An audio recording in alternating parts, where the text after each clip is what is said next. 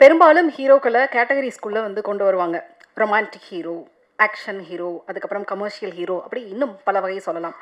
இவரை பொறுத்த வரைக்கும் பியார் பிரேமா காதல் மாதிரி ஒரு ரொமான்டிக் சப்ஜெக்ட் பண்ணுவார்.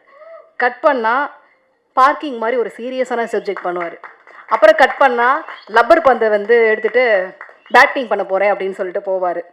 அப்புறம் இந்த பக்கம் வந்தால் டீசல் மாதிரியான சப்ஜெக்ட்ஸும் பண்ணுவார். இப்படி எந்த வரையறைக்குள்ளேயும் உள்ளடக்கப்பட முடியாத ஹீரோக்களில் முக்கியமான ஒருத்தர் ஹரிஷ் கல்யாண். கூடுதலாக எப்போவுமே எவர் ஹேண்ட்ஸமாகவும் சார்மிங்காகவும் பிளஸ்டாகவே இருக்கக்கூடிய ஹரிஷ் கல்யாண் அவர்களை பேச வருமாறு அன்போடு அழைக்கிறேன்.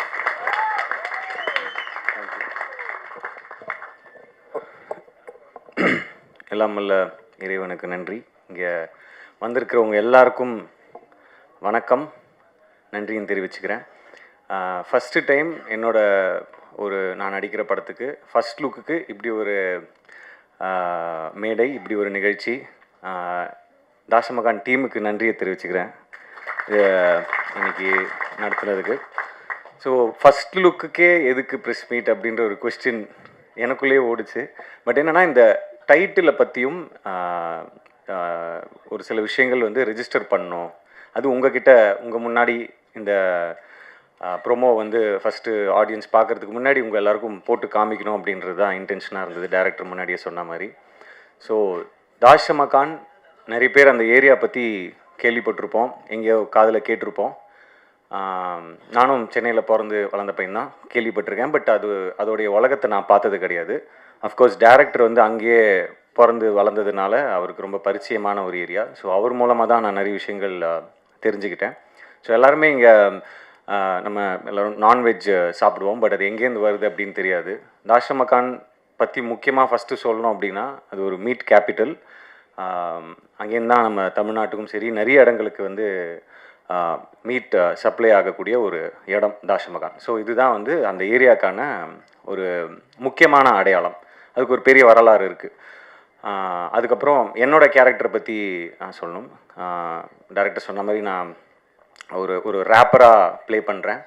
ஸோ ரேப் கல்ச்சர் எடுத்துக்கிட்டிங்கன்னா, நான் 90s லைக் சின்ன வயசில் இருக்கும்போது எமினம்லேருந்து ஆரம்பிச்சு 50 சென்ட்லேருந்து ஆரம்பிச்சு, அதுக்கப்புறம் இங்கே வந்து ரஹ்மான் சார் வந்து பிளாஸே அவருடைய இதை இன்ட்ரடியூஸ் பண்ணாங்க. அதுக்கப்புறம் அதுக்கு முன்னாடியே கூட இருந்திருக்கு, பட் எனக்கு அதான். ஸோ அதுக்கப்புறம் வந்து பார்த்திங்கன்னா ஹிப்ஹாப் தமிழ் ஆதி ப்ரோ அவர் வந்து ஒரு பெரிய புரட்சி பண்ணார். அண்ட் அங்கேருந்து அப்படியே சொல்லிகிட்டே வரலாம். அதுக்கு முன்னாடி நான் இவங்களை விட்டுட்டேன், யோகி பி அண்ணனும் அவருடைய குழுவினர் நம்ம நிறைய கேட்டு என்ஜாய் பண்ணியிருக்கோம். அங்கேருந்து அப்படியே இங்கே வந்தோம் அப்படின்னாக்கா, இப்போ இண்டி மியூசிக் ரேப் கல்ச்சர் வந்து பயங்கரமாக வளர்ந்துருக்கு. நான் ஏன் இதெல்லாம் சொல்கிறேன் அப்படின்னு சொல்கிறேன். அண்ட் இன்றைக்கி வந்து உதாரணத்துக்கு அறிவாக இருக்கட்டும், அசல் கோலாராக இருக்கட்டும், பால் டப்பா அவங்களா இருக்கட்டும், இன்றைக்கி உலகம் முழுக்க போய் ஷோஸ் பண்ணுறாங்க, கலக்கிறாங்க. அது மூலமாக ஒரு பெரிய புரட்சியே பண்ணுறாங்க, அவங்களோட வரிகள் மூலமாக, அவங்களோட மியூசிக் மூலமாக. ஸோ இது எல்லாம் வந்து இந்த கதையை பண்ணுறதுக்கு ஒரு இன்ஸ்பிரேஷனாக இருந்திருக்கு.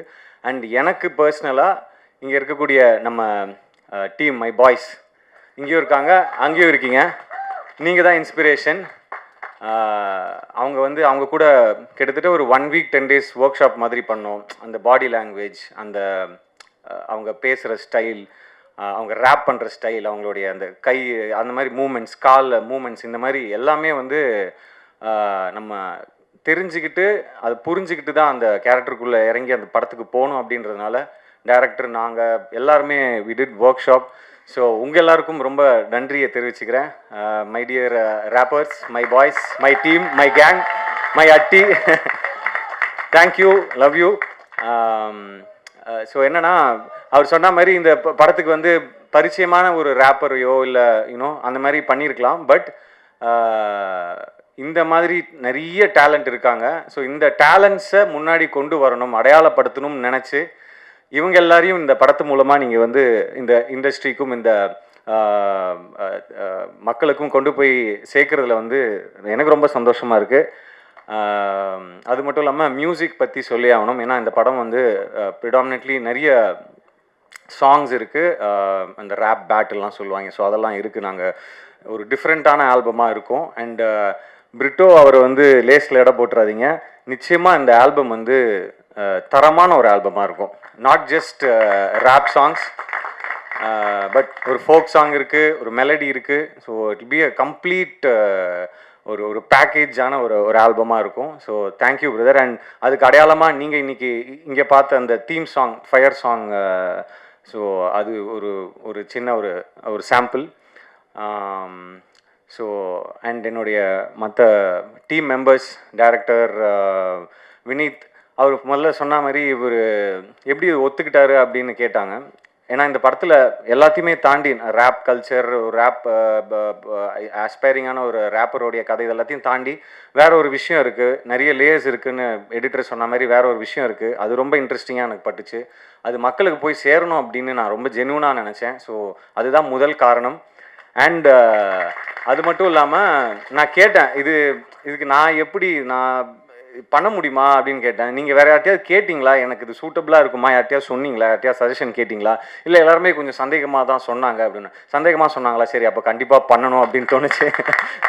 ஏன்னா மற்றவங்க சில நேரத்தில் இவரால் பண்ண முடியுமா, இதெல்லாம் வேலைக்கு ஆகுது அப்படின்னு சொல்லும் போது தான் நமக்கு இன்னும் அது ஸ்ட்ராங்காக இல்லை பண்ணணும் அப்படின்னு சொல்லிட்டு ஒரு இது இருக்கும். ஸோ இது ஒரு ரொம்ப சேலஞ்சிங்கான ஒரு கேரக்டராக இருந்தது. Out of my comfort zone தான் நான் சொல்லணும். But yes, I think we have done ஜஸ்டிஸ்ன்னு நினைக்கிறேன். அதெல்லாம் நீங்கள் கூடிய சீக்கிரம் சாங்ஸு, ட்ரெய்லர், டீசர்லாம் வரும், அப்போ பார்ப்பீங்கன்னு நான் நம்புகிறோம். அண்ட் கேமராமேன் கார்த்திக், அவரை பற்றியும் சொல்லணும். ஏன்னா இப்போ இந்த உலகத்தை காமிக்கும் போது நிறைய படங்கள் வந்திருக்கு, நார்த் மெட்ராஸ் பேஸ் பண்ணி நிறைய படங்கள் வந்திருக்கு. பட் இந்த பர்டிகுலர் ஏரியா, தாஷம்பக்கானா இருக்கட்டும், அப்புறம் ஆடு தொட்டி, ஏழு கிணறு, இந்த மாதிரி ஏரியாலலாம் ஷூட் பண்ணோம். ஸோ இதை மாசாவும் காமிக்கணும், கொஞ்சம் கிளாஸாகவும் காமிக்கணும் அப்படின்னு அவங்க உட்காந்து டிசைட் பண்ணி அந்த கலர்ஸ்லேருந்து, போட்டிருக்கிற காஸ்டியூம் கலர்ஸ்லேருந்து எல்லாத்துக்குமே ஒர்க் பண்ணியிருக்காங்க. ஸோ ஒரு பெரிய உழைப்பு பேருக்கு. கேமராமேனுக்கு தேங்க்ஸ் சொல்லிக்கிறேன். அதுக்கப்புறம் எடிட்டர் மதன், லப்பர் பந்துக்கு அப்புறம் திருப்பி அவர் கூட இணைந்து ஒர்க் பண்ணுறதுல ரொம்ப சந்தோஷமாக இருக்குது. Thank you brother. எனக்கு தெரியும் நாங்கள் நிறைய ஷூட் பண்ணி எடுத்துகிட்டு வந்திருக்கோம், நீங்கள் அதை வெட்டி தூக்க போகிறீங்கன்றதும் தெரியும். பட் எஸ், படத்துக்கு எது தேவையோ, படத்துக்கு எது ஒர்க் ஆகுமோ அதை கண்டிப்பாக நீங்கள் பண்ணுவீங்க. உங்கள் டீமுக்கும், விநாயகம் எங்கே இருக்காரு இல்லையா, ஓகே,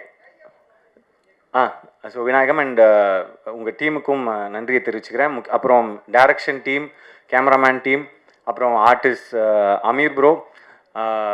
அவர் சொன்ன மாதிரி அவர் நடிகராக தான் அந்த படத்துக்குள்ளே வந்தார். அதுக்கப்புறம் ஒரு முக்கியமான ஒரு சாங்கோடைய கோரியோகிராஃபியும் அவர் பண்ணார்.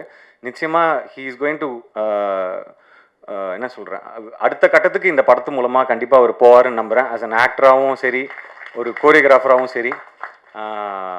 அண்ட் மேகா அவங்க, அதுக்கப்புறம் காஸ்டியூம் டிசைனர், முக்கியமாக ஸ்டண்ட் மாஸ்டர் பிரகாஷ் மாஸ்டர், ரொம்ப பொறுமையாக எனக்கு ரிஹர்சல்ஸ்லாம் கொடுத்து சேஃபாக ஹேண்டில் பண்ணி, இன்னும் நிறைய சீக்வன்சஸ் இருந்தது, ஹெவியான சீக்வன்ஸ் இருந்தது, எஸ்பெஷலி கிளைமேக்ஸ்லாம் ஒரு 12 days 15 days கிட்ட ஷூட் பண்ணோம்.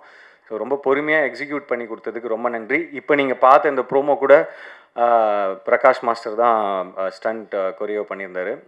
ஷார்ட்டாக இருந்தாலும் அது ரொம்ப கிறிஸ்பாக அழகாக இப்படி காமிச்சா நல்லாயிருக்கும் ஒரு ஒரு ஆக்டரை, ஒரு ஹீரோவா அப்படின்னு அவருக்கு அந்த அந்த ஒரு விஷன் இருந்ததுனால தான் உண்மையாகவே இந்த அளவுக்கு இந்த ப்ரோமோவும் சரி, படத்தில் இருக்கிற ஸ்டன்ஸும் ரொம்ப நல்லா வந்திருக்கு அப்படின்னு தான் சொல்லணும். So thank you master. அப்புறம் கோரியோகிராஃபர்ஸ் அண்ட் நிறைய பேரை பற்றி சொல்லணும், பட் அடுத்தடுத்த மேடைகளில் மற்றவங்களை பற்றி பேசலாம் அப்படின்னு நினைக்கிறேன். அண்ட் முக்கியமாக சத்யராஜ் சார், சுனில் சார், இவங்களை பற்றி கண்டிப்பாக சொல்லணும். அண்ட் அவங்களுடைய கேரக்டர் ரிவீல் வீடியோ எல்லாமே அடுத்து வரதுக்கு இருக்குது. ஸோ அவங்க கூட ஒர்க் பண்ணதில் ரொம்ப சந்தோஷம்.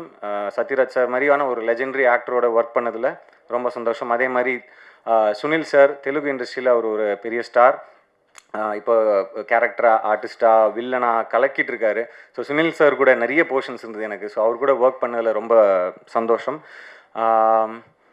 ஸோ அடுத்தடுத்த கான்டென்ட் கண்டிப்பாக சீக்கிரமாக ரிலீஸ் பண்ணுறதுக்கு பிளான் பண்ணிகிட்ருக்கோம், சாங்ஸ். ஸோ அந்த மாதிரி அதே மாதிரி ப்ரீத்தி, அவங்க இன்றைக்கி வர முடியல, I think she stuck in shoot வேறு ஏதோ படத்துக்கு. ஸோ அவங்க கூட ஒர்க் பண்ணதுலையும், அவங்க இந்த படத்துக்குள்ளே வந்ததுலையும் ரொம்ப சந்தோஷம். ஸோ ரொம்ப நன்றி எல்லாருக்கும். Thank you for coming, thank you for supporting. நீங்கள் கண்டிப்பாக இந்த படத்தையும் எங்கள் எல்லாரையும் சப்போர்ட் பண்ணி இதை ஆடியன்ஸ்கிட்ட கொண்டு போய் அழகாக சேர்ப்பீங்க அப்படின்னு நம்புகிறேன். Love you all. தேங்க்யூ.